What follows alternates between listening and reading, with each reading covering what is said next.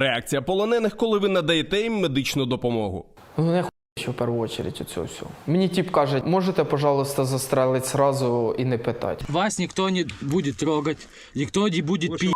Сразу, Парни, никто вас не будет. Дебіли, от ви не дебіли. Хто вам сказав, що ми убиваємо і режемо? Хто? Ну хто нахуй? Повірте, у нас людяного більше, ніж у кого-либо. Ти що, в'їбати, якщо ти взяв, що ми тебе будемо вбивати? Ну, нам розказують, нас предупреждають. По їм ж нельзя в плен здаватися, їм треба взриватися на гранаті, якщо до цього дійшло. Ось такий угол обзору. Вони не знають, що в інших странах відбувається, що взагалі на війні відбувається. Типу, їм оце сказали ровно скільки їм стоїть знати. А ви їм розказуєте? Ну, звісно, роздупляємо, да. Ну, не ахуєнно. Кажуть, ну як так? Під вашими відео в закордонних ютуб-каналах багато коментарів, що ви стріляєте в нікуди. Поясни, навіщо ви це робите. Взагалі, да, це, з однієї сторони, це правильне зауваження. Ну, з іншої сторони, американські воєнні з собою на завдання беруть 6-7 магазинів, а наші бойці беруть 16, можуть брати 17, 20. Вони там беруть скільки-то вогів для подствольника, ми беремо все одно в 2 рази більше. Вони беруть 1-2 гранати, ми беремо по 9 гранат. Ми в будь-якому випадку беремо БК більше. Да, ми стріляємо більше. Но у нас розрив між літерами постійно дуже мінімальний. Там 20 метрів, 30 метрів, 15. І ми знаємо, що наша задача, сама головна в першу чергу, це зачистити першу лінію оборони. А ти її ще зачищаєш, ти просто йдеш і дорозаряджаєшся, бо там завжди є БК. Багато стріляють, в першу чергу, це для того, щоб подавити їхній вогонь. Просто головна задача, щоб більш-менш бійці, які працюють в двойках, там, розчитували своє БК і не було такого, що вони одновременно стріляють і одновременно перезаряджається. Должно бути, що один стріляє, другий двигається. Найважчий штурм. Фізично найважчий був це, мабуть, самий перший, як ми тільки почали контрнаступ цей. Задача моєї групи була проскочити першу лінію оборони і вступити одразу зі второї лінії оборони в бій. Моя група видвигається далі зачищати, втору лінію оборони, а одна із штурмових груп першим ходом за технікою видвинулася за нами. І вони тільки видвигаються, і там, де нам сміжники сказали, що там все чітко, все зачищено, ми вчора там убили 3 пірів, все охуєнно.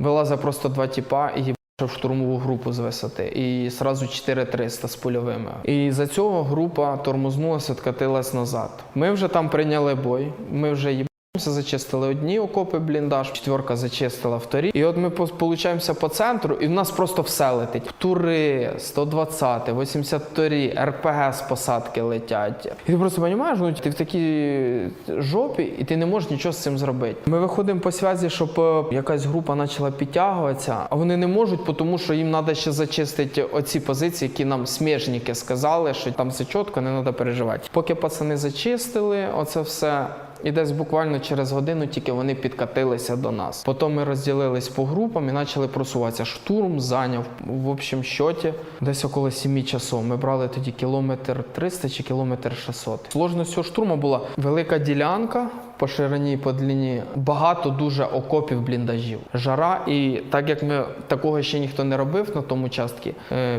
тягнули геть усю артилерію, що тільки можна. От по нам гасило геть усе, що тільки можна придумати. Вплоть до санцепьоків тоді було. І пацани все одно перекатами, медленно. Ми заштурмували, зайняли вже оборону, там було декілька бліндажів наритих цього зонного опорного пункту, і закріпилися. І чим я горжусь, що ми це зробили без єдиного 200-го з нашої сторони. Були 300-ті, да, були, ну нічого такого серйозного, ну їх швидко евакуювали, все чітко. І от складність була закріпитися і удержати там, тому що одразу нагнали 252-х, 120-х, і вони просто розбирали там все, що можна. Як з'явилась рубрика «Як я провів вчорашній день». Проходить штурм, там зачистив один окоп, вторий, там, ну йдуть трофеї там. В основному ми збираємо, групою, це шеврони, це ножі, ну знаєш таке, і щось індивідуальне.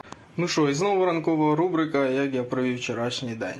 К нашому щастю, з цих уже нікого в живих не залишилося. Тому що як то говориться, шасти. 2. За участю в спеціальній воєнній операції. Завжди на наступний день після штурму я все красиво вилажую і роблю перерахунок шевронів, які були. Ну, людям це дуже подобається. Там ножі, телефони, паспорта, воєнники. Що люди бачили, що робота робиться, просуваємося і йдуть успіхи в нас. Хтось з твоєї сім'ї ще воює? Батя воює, дядько воює і отчим воює. Воював брат покойний, він загинув, двоюрідний.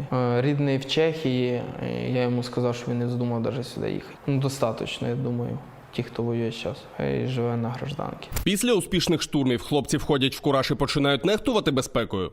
Да, дуже часто. Дуже часто проявляється на практиці, коли штурмовик вже пройшов там 3, 4, 5 штурмів, в нього там не було поранень, не було як таково грані зі смертю. Він все виходив, він був неушкоджений, все класно закінчилось. І ти починаєш штурмувати, все, в тебе злітає кляма, і ти іноді не бачиш, що відбувається біля тебе. От ти бачиш, тут вперед, штурмуємо, йдемо. І він думає, що він безсмертний. І це дуже часто призводить до того, що от іменно банально якоюсь тупою він уходить із життя. Десь не побачив, якийсь участок там посадки, проігнорувати, піти далі, десь стати, завтикати. Були случаї, у нас можуть такі там штурмі день сигарету закурив, може сидіти, курбі і можуть просто вилізти, а там, наприклад, там іде бой, а там були десь глазки в стороні, в кущах, їх не видно, вони все бачать. І він може так коварно вилізти і просто тебе щолкнуть. Я завжди стараюся себе контролювати з цього приводу. Є, входжу в кураж,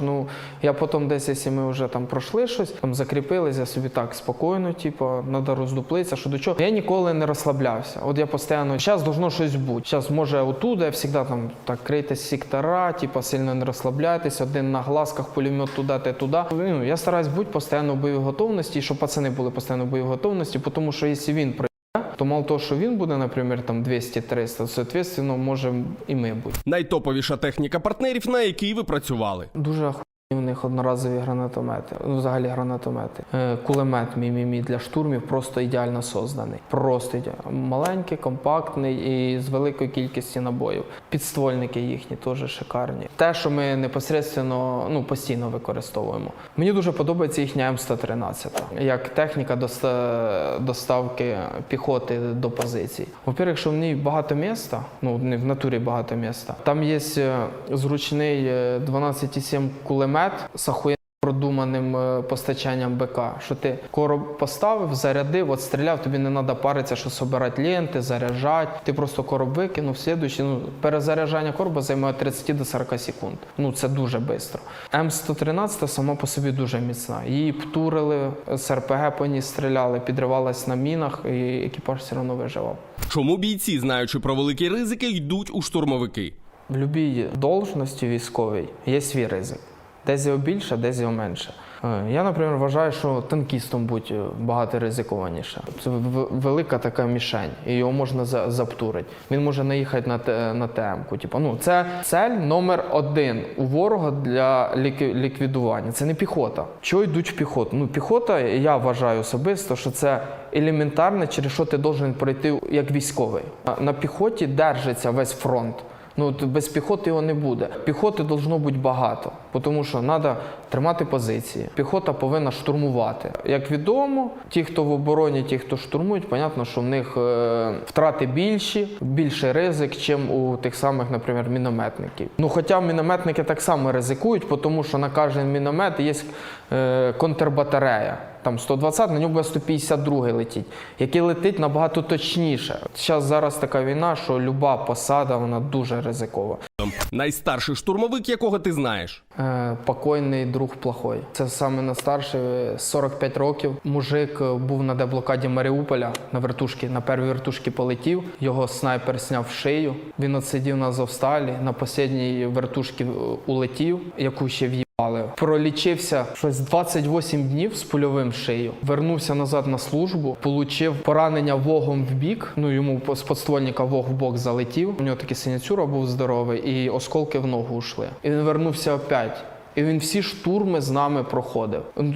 Я бачив, що йому важко. Він на одному із штурмів був, забігав в окоп, він йому здалеку показався, що він не глибокий, і він зробив розбіг. А коли він ниряв, він такий був під наклоном. І він, дуже сильно ударився спиною. Забив там в нього, дуже сильно. Йому було важко, він цей штурм дійшов, і хоч якби в нього не боліла спина, він, завжди хотів іти з нами. Я його старався завжди оставити, типу, братан, ну хватить, типу, ні, я обіжуся, якщо ти мене візьмеш. Так само, як перед крайнім штурмом, ну, перед крайнім його штурмом. Я вже зробив штурмову групу, він приходить, ти що, не береш? Мені сказали, ти мене не береш. Ну, да, я тебе не беру, я другого беру бойця. Каже, ти що, хуй, типу? Кажу, братан, ну, типу, блядь, отдихніть. Кажу, міста немає. І пацани подвинуться. Ну, і він їде, і во время штурму снаряд від града попав прямо у нього. Ну, це просто мужик був, це молоді, він був вартий 10 молодих пацанів. Скільки волі, здоров'я, характеру, ну, мало в кого побачиш. Сам Маріупольський він з дружиною жив в Польщі. Він працював, він був, по-моєму, чи бригадіром, чи ким на будівництві. І от як тільки почалася ця двіжуха, він все кинув і поїхав сюди, на Україну. І він знав, що в Маріуполі буде він сказав, все одно полечу мені. Ну так і я думаю, що з вероятністю 99,9, що ну, я теж загину на цій війні. Просто вопрос коли. Штурм – це лотерея? Да, воно так і є. Може пощастить, може не пощастить. Ну, я теж так вважаю. Твоя підготовка, тренування, злагодження групи дуже велику роль відіграє, дуже велику. І є такі моменти під час штурму, за які не відповідає. Ну, типа, ти ніяк їх не посилиш, типа, не тренуєш. Це той самий снаряд, та сама міна, яку хорошо замаскували в посадці. Міна, яка прилетить зверху. Оце вже іменно та лотерея пішла. Опит, навчання, практика – це непосередньо, коли ти піхота з піхоти, а там уже, коли воно вже все остальне летить, і це вже лотерея, да. Трофей, яким пишаєшся? Слепки з АК-12. Рейд був такий, ми його лепка називаємо. Це була сама така найбільш професійна наша робота. Ми побачили, наскільки ми можемо злагоджено і професійно працювати. Ми дуже швидко зреагували, видвинулися, швидко зачистили, що ворог не встиг навіть зробити якийсь мінімальний супротив. Він просто позабивався в бліндажі, і ми в тупу позакидали гранатами. І один із цих трофеїв у мене був АК-12, який вже на протяженні, мабуть, місяців, 5 зі мною рухається. Ну, люблю цей дуже автомат. Ось вам новенький АК-12.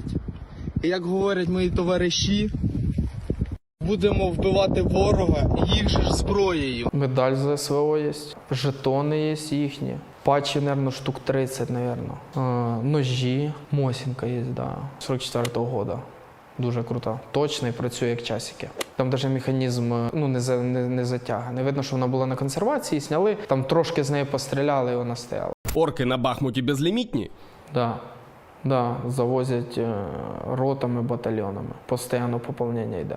Ось ми зачищали, штурмували один із участків. Там стояли автомати нульцеві просто. Які ні разу не стріляли навіть во время цього штурму по нам. От з консервації, чи де вони там зняті, вони були в типу, просто у пі***ів, така тема, коли вони розуміють, що ну нахуй нас штурмують, вони отак просто беруть, знімається каска, ложиться, знімається бронежилет. Це в основному 2-3 лінія оборони. Перша завжди, вона не співає роздуплитися, вона вступає в бой. І береться так автомат, і отак акуратно ставиться або під дерево, або в бліндажі возле входу. І він, на бистрих. Моя думка, що вони іменно так роблять, не тікають там зі зброєю, з екіпіровкою, по одній простій причині, щоб його, коли він прибіжить туди, не відправили нахуй назад опять по новій. Щоб, знаєш, оттягнути оце время, коли тобі видадуть нову зброю, нове обмундірування, він типа довше поживе. Найперспективніший напрямок на фронті? З Бахмутський. Да, якщо все піде хорошо, то я думаю, варіант взяти Бахмут в окруження є.